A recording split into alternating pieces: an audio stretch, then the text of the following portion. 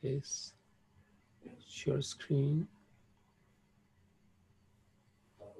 By the way, if you have a Mac, probably your Mac will be crashing now because they are updating PowerPoint. So welcome to it doesn't matter where you are, even in Linux. If you are in Linux, eventually Microsoft will reach you and will crash your computer. So don't get disappointed if your computer doesn't start. It's because it's just updating PowerPoint, and it will take 30 minutes. It will depend on your bandwidth. So at the best moment they start doing this. So now let's talk about sales. This is fun. This is interesting. This is very sensitive. Looks like very easy, and is not that easy. Okay, so pay attention to this. A very short story, good example. In the 60s, a graduate, well, it was in the 50s, a graduate from Princeton, from the School of Industrial Design, Princeton or Yale, one of those two. He graduated, he was accepted to start working in Ford company. So he asked to start in sales because he wanted to figure out who was the customer, what the customer was looking for. So he started in sales. And after a long internship in sales, he went to the engineering department. He started, his career. And at a certain point, he had the opportunity to talk to one of the Fords, the family who owns Ford Motor Company. And he came with this proposal. He was inspired in animals, and Ford was doing pretty bad. So in the 60s, he had the chance to design the cars. And because he knew what the customer was looking for. And he produced all those cars from Ford with the name of an animal. And one of those is the Ford Mustang. You know that one. So, and this was Lee Iacocca. Lee Iacocca was an Italian who came to, I think he was born here. His family was Italian. At home, they used to talk Italian. But Lee Iacocca could, after his pass through sales, he went back to his department as an industrial engineer. He produced the most successful cars for Ford. And at the end of 70s, a new Ford family member came on board. And he went to Iacocca and he told him, we don't want any more Italians in our company. And he asked for the key of his office. So Iacocca was fired, and immediately he received a phone call from Chrysler, and they asked him to save Chrysler because Chrysler was about to enter into Chapter 11, the bankruptcy. Remember, I told you, you are in the financial trouble. You ask a judge to enter your company to Chapter 11 of the regulations. And so the judge will give you permission not paying anybody, like you don't pay anybody. So if you had somebody who sold to you inventory, he will receive no payment. After that, you will have 1 year of chance to reorganize, to make it profitable. If you fail, so now the judge will send you to chapter 5, and you will face the liquidation of the whole company, of all the assets. So Chrysler was about to file chapter 11 when he offered Iacocca, Lee Iacocca, the job. They told him, well, you saved Ford. In the 60s, Ford was really in a bad shape. Now, this is our turn. And Iacocca already designed a line of cars for Ford, which was the K-Line. The K-Line was those Chryslers at the end of the 70s that they look like luxury cars, really rectangular cars with all the characteristics of a fancy car, but reducing size, small size. And they were going to be a really big hit at Ford. They became property of Chrysler, and that's how Chrysler now was saved. So all this is because Iacocca was obsessed. Nonetheless, he was an industrial designer. He was obsessed with what the customer thought. And today, that's kind of, now we know, that's kind of key success factor. You don't know what your customer knows. Once, you will be dead on arrival. So let's talk about this chapter. It's about sales.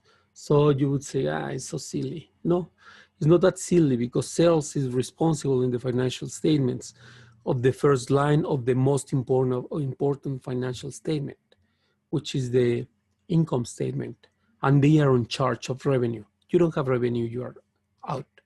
You are out of the game. So now you have, there are several different ways to sell something to somebody. And the chapter is assuming you are in a company and you have a marketing offering, and now you have to displace your inventory. You have to sell whatever you have in the inventory or in your services. You have to start moving the cashier, moving, generating, producing income or revenue.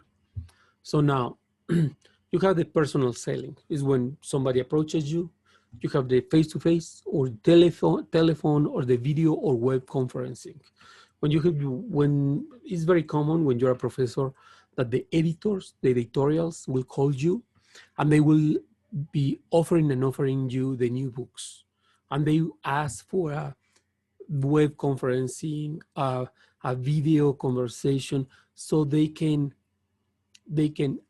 read you and try to find a way to sell you whatever they are selling.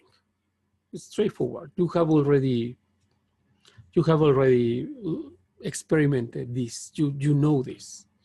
Salespeople are those people who have that drive and that tolerance to frustration to face a potential customer and trying to convince the potential customer to do something. And that is where many people who practice sports succeed, because they know how to work in teams. If you know how to work in team, you will probably have the profile, the psychological profile to work in a sales team. And there are some advantages and there are very heavy trade-offs if you just decide to devote yourself for sales, to sales for the rest of your life. You have to be aware of that. Now, you have several teams, and that's called several people working in sales, and that's called the sales force. And that sales force has to be managed. So you have to decide, okay, how many people do I need to sell this? Let's think about very straightforward thing. And the second, and I think is a grand, or second, and the next one. I don't know which one is the name of that street. Okay, around there, in that square, between the third and second, and between Grand and whatever is towards south, the next street on the south. You have one of the most successful shoe stores on the internet, and you don't know that. They are placed there. When you go there, you will see that there is 1, 2, or 3 people selling. So they designed their marketing offerings. They are retailing shoes online very successfully. But of course, they have a brick and mortar store in that location. When you enter, you will have 1, 2, or 3 people giving you the service and helping you. And so think about as if you were the owner. How many people do I need to sell my shoes? So whoever you have in the store, by the way, they are not that good at selling face-to-face. And they have the presence on the internet. And on the internet, you might probably want to have 1, 2, or 3 webmasters just managing the flow, the transactions, and taking care of whatever updates the web page needs. Now, you can define how many salespeople want. Now you have to recruit them. And recruiting a salesman, saleswoman is very difficult because you have to have this very specific profile. They should have very high resistance to frustration. They have to know how to work in teams. They don't have to be smart. They just have to be, nice, not bright, smart enough to convince somebody to do something, even though the person might probably don't want to do that something. So a good salesman will sell you whatever you give them. They will know how to approach the customer, how to convince the customer, how to engage the customer. Now, of course, you will have some policies, and you have to teach your salespeople what they are selling. So, for example, Procter & Gamble and Colgate, they have these each 6 months, 3 months. It will depend on the number of launches they have that year, but they have their conventions. So they bring all their sales people and a convention, and they bring somebody well-known. Well, it's Procter. Probably they will bring Lady Gaga to the sales convention. So she will give a concert, a private concert that's extremely expensive. And they will present during that time to the sales people the new marketing offerings, the new Tide, how the new Tide it will be. For in the case of Colgate, the new toothpaste, for example. They have many, many, many products. And you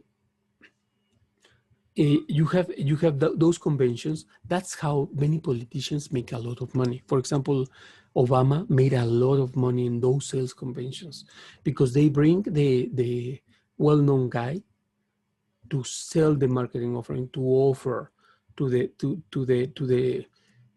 sales personnel the idea. The most important thing is when you hire somebody, now you have to ask yourself, I'm hiring this individual who will sell my house, the realtor. I'm hiring this realtor. She says she will be able to sell my house. Does she believe in my house is a good marketing offer or not? So you have to convince them. Now you have to pay for whatever they are doing. And that's a big academic discussion. Think about it. You have a store. How would you want to pay your salesmen? You want to pay them on a commission, or would you be eager to give them a fixed salary? It's on you. If they don't sell anything, they don't get anything if they are in a 100% commission, so they will leave. They will say, you know, whatever I'm selling for you is not working. I don't want to spend my time, to waste my time. If you pay a fixed salary, so regardless their productivity, you have to pay the salary. And that really sucks if they don't pay, because it goes directly against the corporation's profits. Which one is the best option? So the academic research has already figured out that you always give a fixed portion of the salary as a low salary, and based on their sales, you will give a commission, and the commission should be incremental. If you sell only 1 or 2 units, I will give you 5% of commission. But if you sell 20 or 25, I will give you 4% of the commission. So their commission is a function that will grow at increasing rates. And that's interesting for them. You have to supervise them because many of them like to party a lot.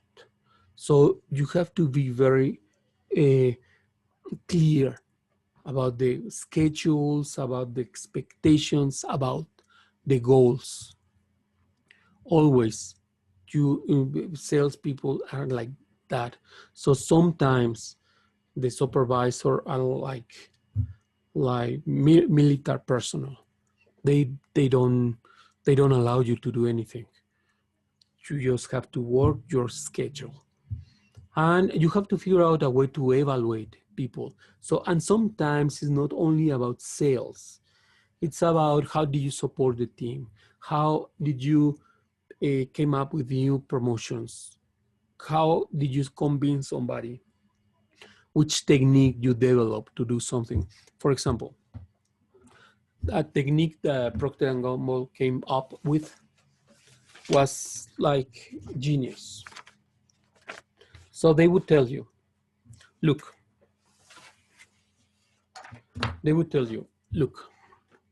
I'm selling this and this and this to you, okay? Normally, when you agree to buy something, you are forced to sign, right?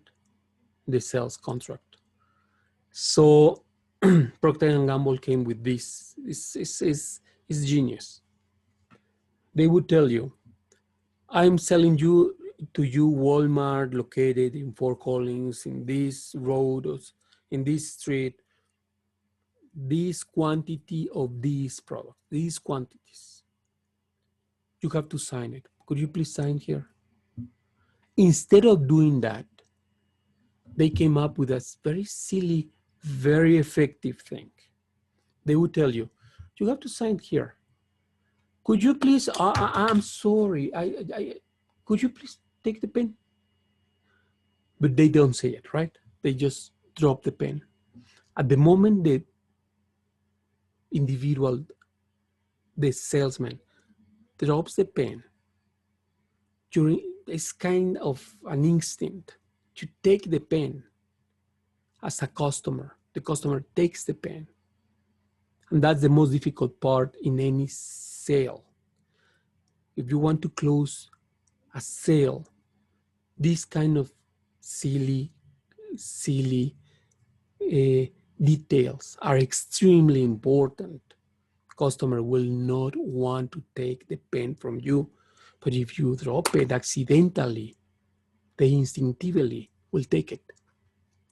And when they take it, you only say, here, please, in the line, in this line, sign.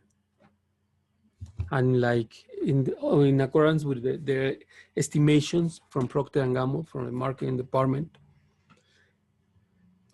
they could increase their success in selling for a very significant chunk, like 14, 15% of probability went up just by accidentally forcing the customer to take the pen, to sign the purchase order.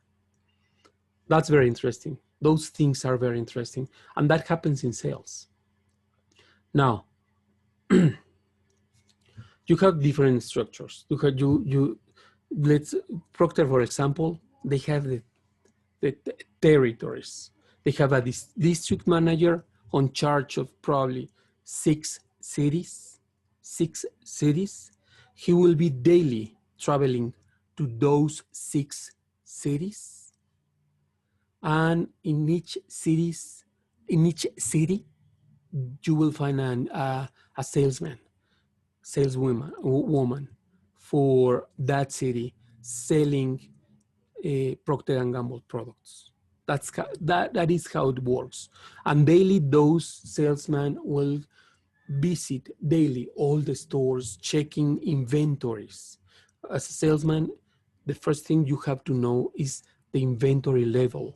So as a salesman, you arrive to the store. I'm giving you the case of Procter because it's one of the most clear examples.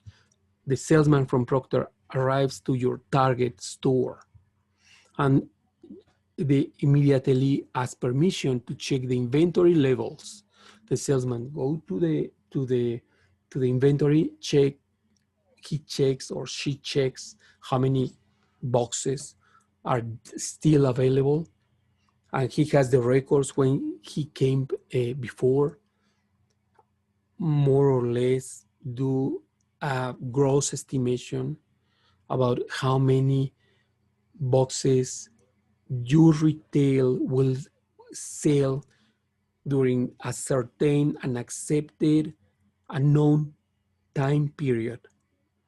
And so we'll prepare the purchase order in that moment by hand or in the computer very fast.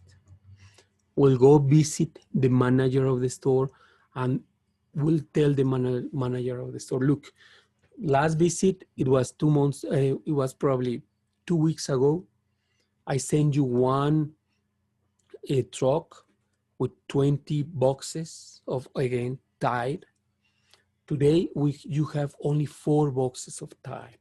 In 2 weeks, you sold 16 boxes of Tide. And I will visit you in 2 weeks. So what about if I sell you 16 boxes, so you go up to 20 again, just in case something happens, I will sell you 5 more. So you have today 4. I'm selling you 16 to replenish your inventory, plus a safety inventory of 5 boxes. They are obliged by their district manager to push more increased, more and more safety inventories. Because once the salesman from Procter leaves the store, now if you're the manager of the Target, to say something, Target store, and you just purchased 21 boxes and you had 4, now you have 25, you don't have 20. So you have to push them to the customers. So what you do is you take away some of the faces in the shelves of the Procter's competitors. You take them away and you put more Procter faces in the shelves because you have more safety inventory. So that's the reason when the salesman comes to the retailer, tries always to push more and more and more safety inventory, because the over inventory is very expensive for the retailers, and it goes against directly to the profits and losses statements. So that's the reason, if I have a supplier that is not visiting me too frequently, and I have a lot of inventory for another supplier, well, I would put in my shelves all the product of that product or of that supplier that brought me a lot of product. I don't need a lot of boxes, you see? And in that way, Procter gets more market share. It's kind of a dirty game, but it goes in that way. Now, you may have a product sales force structure. So if you have one specialty, for example, Apple, if you try to figure out what is going on with the new M1 processor, you call the sales team, and they will ask you, are you interested in MacBook Pro and an Air or a Mac Mini? What are you looking for? So probably you are interested in Mac Mini. So they will send you to the sales team specialized for that specific product, the Mac Mini, and they know everything about that. And you have customer sales force. Is when you have one very important customer, so you organize a sales team only for that specific customer. It's very straightforward. Now, when you have a territory, you have to provide a structure.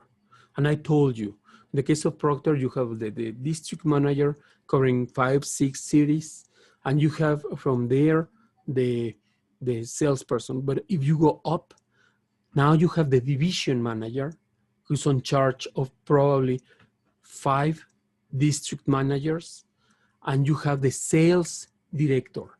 And the sales director or VP, whatever name they give it to the person, will be in charge of all or a good chunk of all the division managers. You see, there's a very clear structure. Now, you want the territories to be different because they are actually different. Always, whoever is covering Fort Collins, I'm sure, is not covering Laramie, because the people, the mentality is completely different. You would say, well, they are very close, yes, but people are different. And it's not very difficult to figure out. They are really different. So you really need different people to visit the stores in each of the cities. Now that of course, once you have a good organization territory-wise, now you can define what do you understand as accountability. And now you tell your sales team, you know what, you are responsible of inventory levels of your customers, of good dealing with your customers, knowing them personally, even socializing with them if needed. If your customer goes to this bar all the Fridays, we want you to be that bar and become friends of your customer. And it's out of question if you have to do it or not. Okay. Now, just think when you have the product, just organize your team based on where your product will be located, will be installed. And this happens to a lot of times with all the pharmaceutical industry. All the sales teams, especially in technology, they are organized towards the products, because it's expensive and it's very complicated. Now, probably you have some customers that look like similar. If they look like similar, okay, organize them, organize your customers. They don't have to know it, of course, and assign people to those specific groups of customers. And that is very common, very, very common. So now, how much money you have to spend on this? How much people you want to have there? How much money you can afford to spend on the sales force? And it's not about money only. You have to pay one fixed portion of the salary and one variable portion of the salary. That's out of question. That's very easy. unless you are a really, really, really big company, like for example, who? Well, Procter. Procter don't give commissions. They doesn't give commissions. They just give you a salary. Um, some pharmaceutical companies as well, they don't give commissions. But you have to decide how many people, because you will have a fixed cost, and also how much work are you going to give them, because it's hard. Think about it. If you are one representative of Procter and Gamble in Denver, you will be driving a lot in Denver. You will be driving probably 8 hours, because a visit to a store should take you half of an hour, 40 minutes. And after that, you have to go to the next Walmart, and the next Walmart is far away. Think about the cities with a lot of traffic. For example, Chicago, or uh, Los Angeles, or New York. It's crazy. It's crazy. You will pass all the day in the car driving. It's awful. And so if you are the district manager, you have to balance. You have to consider what are they being doing, so reduce the workload. And probably you have to sacrifice some profits. Probably you have to do it because you have to hire more salespeople. And that's very common. And that's very understandable. You can outsource the sales. You can give it to a team, to somebody. There are many companies that will tell you, don't sell. We will selling for you. Sometimes that's a big mistake. You want the sale to be yours, because if you outsource the sales, it's not going to work. The book is telling you here that outside sales is just your salesman going outside of the office, like the example of Procter and Gamble. But also another kind of outside sales are when you outsource the service, the function, and that is very frequently a big mistake. So you have to be very well aware about what are you doing. Now you have an inside sales force, which is via telephone, online, the social media interactions. That's easy. That's easy to do. And you can control them. And many times, especially when you are dealing with the social media, who made the sale is not clear. So you don't give commissions to those people. And because they are really talented, some of them, they say, well, you are not paying enough. I'm going to work with your competitor. So you have to figure out, for example, when you are in a restaurant, who's the salesman? The waitress. The waitress is the saleswoman. And the waitress is doing the job. So you tip the waitress. And that tip, probably you have a very good waitress because she's very nice, not necessarily a good waitress. And she's doing a mess in the kitchen. And you have a very good waitress who's not that charismatic, and she's not getting those hefty tips. So many restaurants, to avoid this injustice, they gather together all the tips and they redistribute the tips in equal parts to everybody. And that includes the cooks and the guy in the bar, the guy who's preparing the drinks. So that's another way to redistribute all the commissions. And that's seen as a fair way to do it. Now, if you have somebody very bright who's very good at selling, well, there is a very strong incentive for that person not receiving anything, not doing an extra effort, because she or he will receive the same as others. and there will be no differentiator. He will be treated as anybody else. Sometimes it's necessary to be, just distribute in equal parts the tips. Otherwise, many people will feel uncomfortable, and you will be able to tell, because now this waitress, she's very charismatic, she's driving a new car, and the people in the kitchen feels envy for her, so they start delaying her plates. And who is suffering? The customer. The customer will leave your place. So you can't allow envy to be around your employees. Everybody is a team. All of them are the same team, and that includes everybody: the finance department, the accounting department, the buyers. Everybody is the same team. Okay, now you select, just be very smart with this. You don't want the prettiest girl, the most handsome guy to be your next salesman.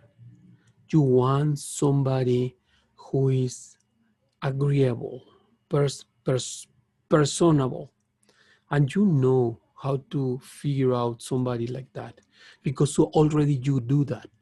You have this, you just met this guy or this girl who you don't know why, but you really like him or her. You really like them because not the physical characteristics, because the way they behave and the words they use and the pace they talk. So when you recruit somebody, just be very smart. Don't go for those sad, beautiful eyes, because you will make a big mistake. Oh, believe me, you will be making a big mistake. All the time you have to be training these guys. You have to know they know the customers, that they know the process to sell something, they know the products, and they know the competitors. That's kind of the first day in the job. You just hire somebody to sell shoes, to sell dresses, to sell dishes. Tell them which is the profile of the customer, how they are, which is the process to sell something, and where, who, and when they can find the competitors. Of course, the corporate culture and all the products they have in the catalog. I already talked about this. Remember, always fixed amount and a variable amount. Always. That's already demonstrated is the best way to do it. And you can come up with some fringe benefits as well. But always think about fixed amounts and the variable amounts, the commissions for their salaries. It's kind of obvious. You have to pay for the expenses. It's obvious. And you have to provide some fringe benefits, for example, health insurance, probably. Now, when you supervise those people, do not confront them unless is needed. And you never confront them with the customer. Never. You bring them to the back of the store, and now you tell them, I don't like this and that of what you are doing. And you are not covering this and that points, and we have to be in this and that way with the customer. Now you go back to the customer and you present always the same face. You are a team, you are the brand, you are the company. So both of you are together. You never argue with somebody in front of the customer. That's very, very primitive. Doing that is very primitive. Now, sales quotas are kind of the standard. That's the most important factor. Yes, probably you like this guy. He or she is very charismatic, and you can tell, well, it's helping to improve the corporate environment, whatever. Yes, but at the end, how much money is bringing to the company? Period. How much is selling? That's the bottom line. Because remember, sales are on charge of revenue, and revenue is the most important line in the financial statements. Probably you have to motivate them, give them some incentives, provide them with a nice organizational climate. Yes, but they have to sell. They have to sell and to sell and to sell. You have something called P&L. P&L, profits and losses.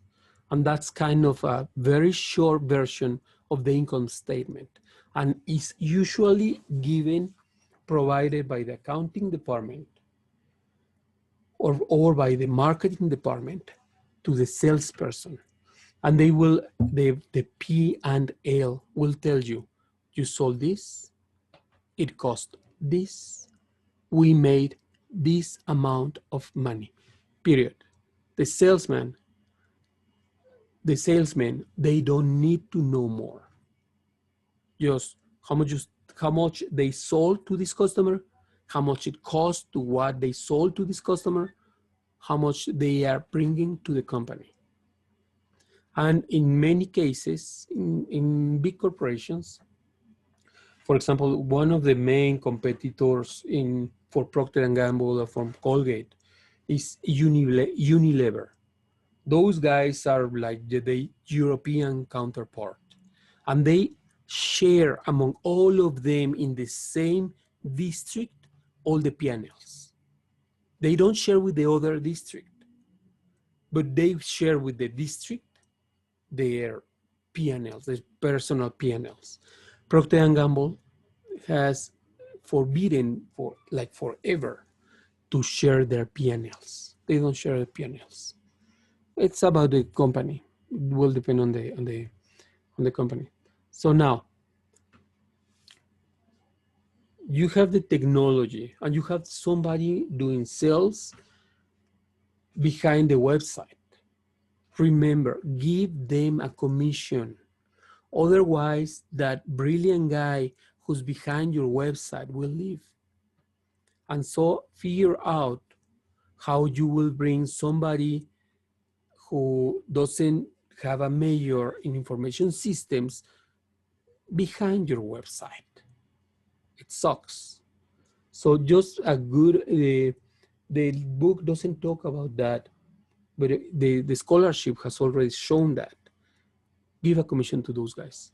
Just if there are commissions of each possible commission to be given to the sales force, put aside one piece, one chunk, and give it to the corporate officers, especially those in front of digital sales.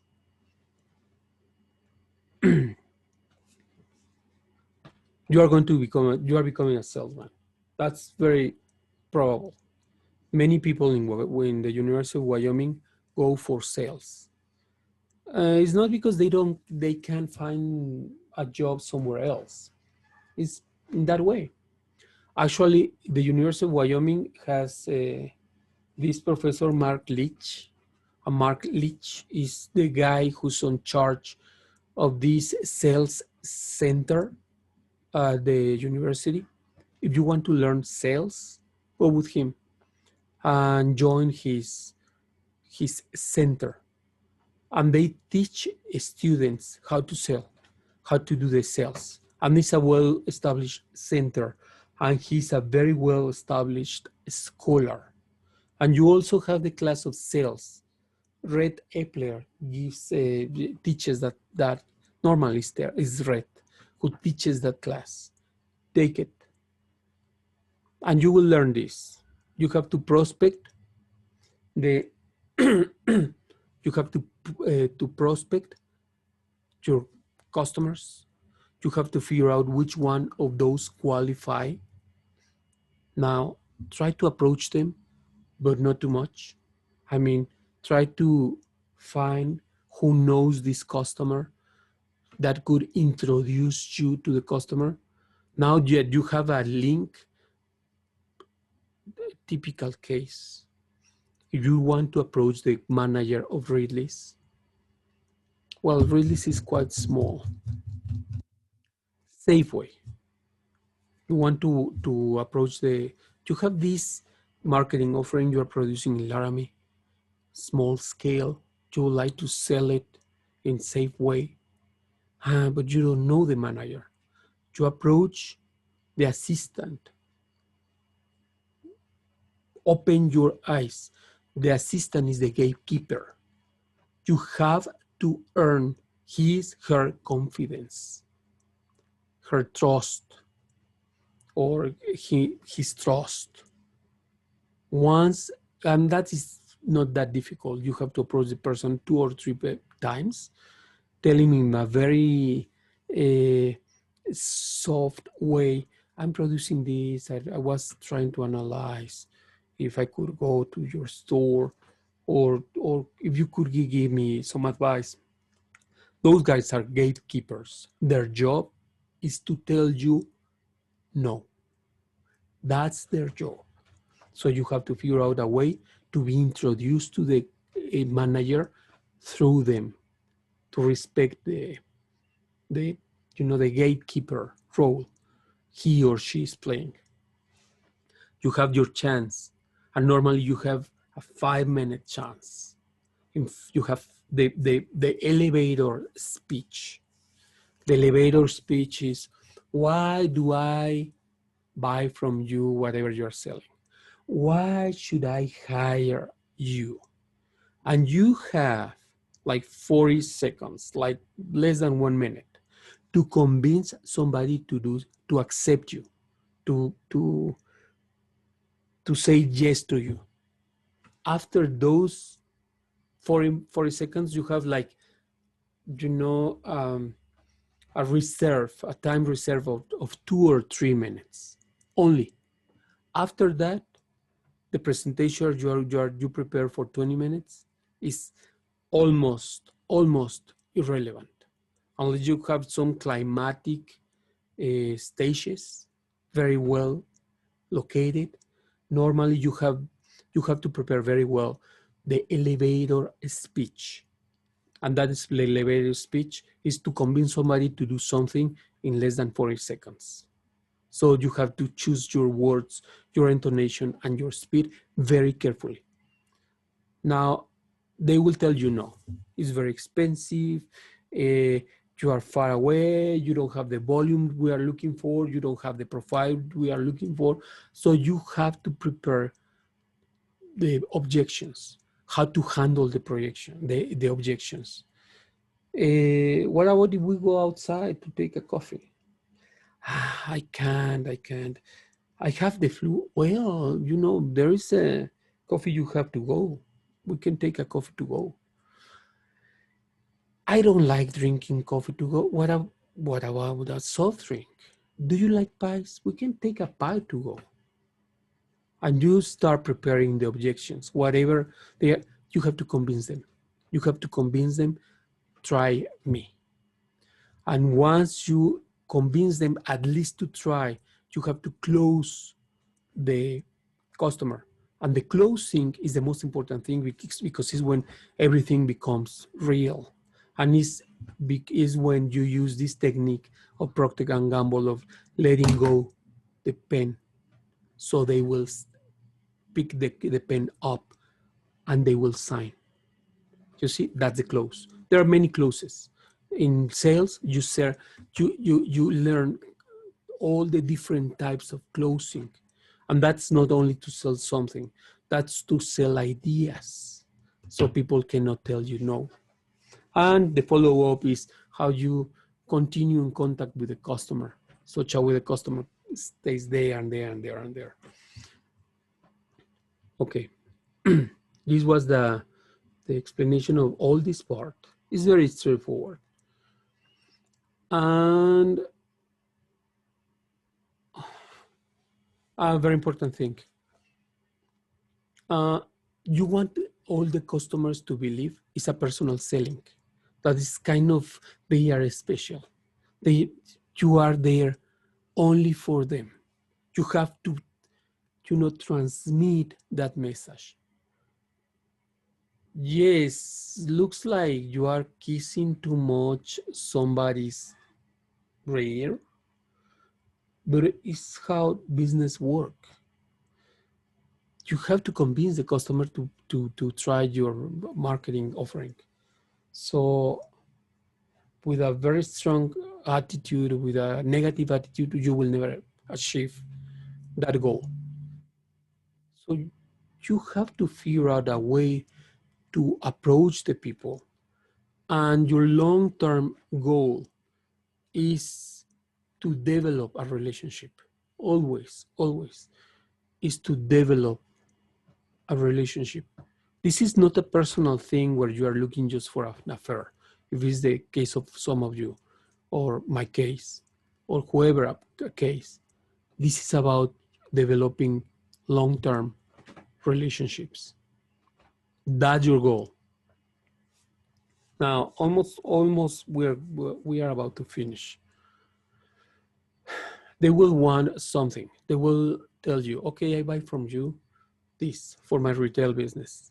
I will buy from you beer for my bar. What's in it for me? Why should I do that?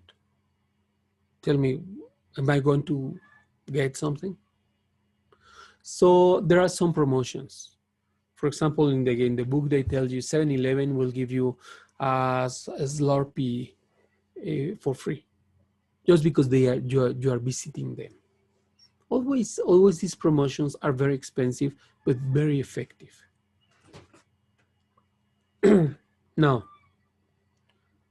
you have to control what are you going to give away for free, because sometimes they get used to it and they will be expecting from you to receive something for free. And that really sucks, because it's very difficult to convince somebody for the contrary. They will be waiting for you. And you have to be very clear, very careful about what are you going to offer them. Something that you have to realize is advertising is not working that well anymore. They can change the channel. They have Netflix where they don't have advertising. Really, it's really difficult. So you have to figure out new ways, especially also because now all the products are becoming commodities, and that commoditization, that process where is not that important, the differentiators between one and another brand is making the things much more difficult. So now to convince customers to buy from you is much more difficult day after day. But whatever you do, you will have always a budget.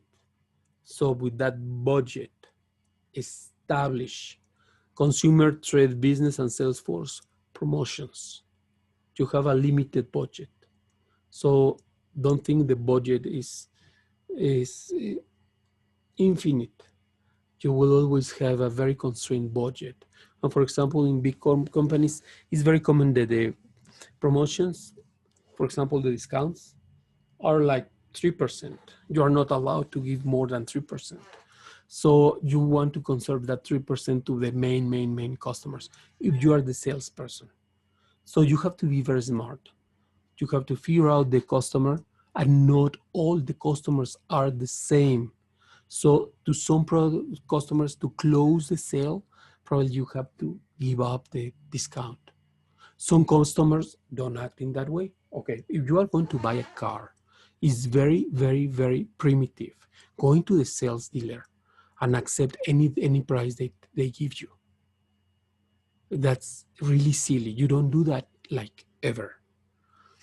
you figure out how much they are getting commissions, the salesperson is getting on commission, and the dealership, how much they are getting on commission. You do your research on internet, and you will figure out that normally in a 25,000 car, they are getting like 4,000.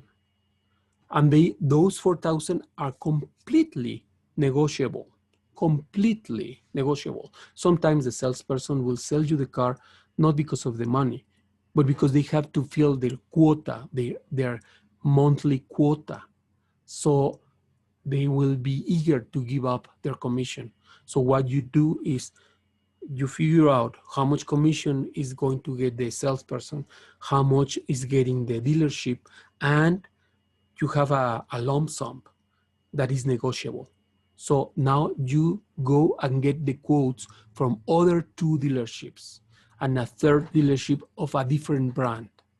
If you are looking for a Ford, you have to have 3 quotes from a Ford dealership and 1 from General Motors, from Chrysler, from whatever you want. Bring them to the salesperson. And the salesperson will have several tactics. Probably they will disregard your paperwork, your quotes, as something that is not important, that is already established. Or probably they will take attention just to give you a place, but they will put it aside, telling you, we don't have that option. We actually don't have that option. I'm giving you my best price, which is always a lie. Or probably they will say, okay, I have to fulfill my quota this month, only this time for you. Out of those 4,000, I can figure out a way to save you 2,000. Always is in that way. Always. Nothing is closed. No business is ever closed. You always have other tools like samples, coupons, rebates, price packs. You buy from me this and that, this product and this product, I will give you the third for free. Bundles, you bundle the promotion. So that's very efficient. And there are some very good tools. When you are selling something very particular, some special product, you have an inelastic demand. So actually, as a salesman, you place the price. And because you are placing the price, it's going to be very difficult for the customer to say no, because they will be able to find nowhere else the product. Is when you come up with this point of purchase promotions that, okay, nobody has it, you need it, you want it, you don't like the price. It's okay, I have a point of purchase promotion because you are here in the store now and it's only for today, I will give you this discount. And those normally are very efficient. There are other promotions for like the sweepstakes, games. When you come up with an event where you are sponsoring something or you are promoting something, and normally the most important, remember, discounts and allowances are not the same thing accounting wise. And these are the major tools for trade promotion. Discounts, allowances, give it for free. Just let them try it. And there is something called specialty advertising that also goes directly to specific customers. Sorry. Finally. If you are going to develop, especially for those in communications, if you are going to develop this sales promotion program, an event, so you have to figure out how much money you will spend on the incentive. Are you going to condition the participation to the event, or is going to be for all the customers. Normally, if you have a reduced set of your customers and you tell them, this is a VIP event for you customers because you are the best customers anybody could ask for, that works very well. And you have to figure out for how long it will take, and you have to figure out how to evaluate whatever you did to promote your brand. And those are called sales supports. Sales supports is not somebody helping you to do the selling. Sales support is all the aids, the physical and financial aids you have to convince somebody to do something that they may probably don't want to do. That's it. This is the chapter. It's kind of an important chapter nonetheless. The class is not that interesting, but the materials are very important. So regardless what you are doing, doesn't matter your major, read the chapter. Read the chapter because it's probably going to be one of the key success factors on your future endeavors. So read the chapter, pay attention to the chapter. You can say, it's very easy. It's so obvious. Well, it's not obvious. Oh, believe me, it's not obvious. And normally when you are in this marketing scholarship, you don't like to talk about sales. Kind of boring for some scholars. But nobody denies nobody says this is not important. Okay, guys, sorry for again taking all the time. I'm trying to reduce the classes. Any doubts? Any comments? No comments? No, nothing? Yeah, I just had a quick question about the assignments for this week. What are the assignments we should do? This week, remember I said last class, just focus on fixing whatever you have to fix in your grades. You have an assignment, fix that assignment. And a very good advice is don't go for all the assignments because you will flunk some of them. So don't try to fix everything. So only what is you feel that those probably 60s you had or probably 70s you had, fix them. Out of those, just leave them aside. Don't risk your grade too much, okay? But yeah, I know many of you have these flunky grades in a couple of silly assignments, so fix them. Okay? Any other question? No questions? Okay, guys. Thank you very much. Thank you, Professor. See you around. Bye. Bye. Thank you. See you. Thank you. Bye. Stop sharing. And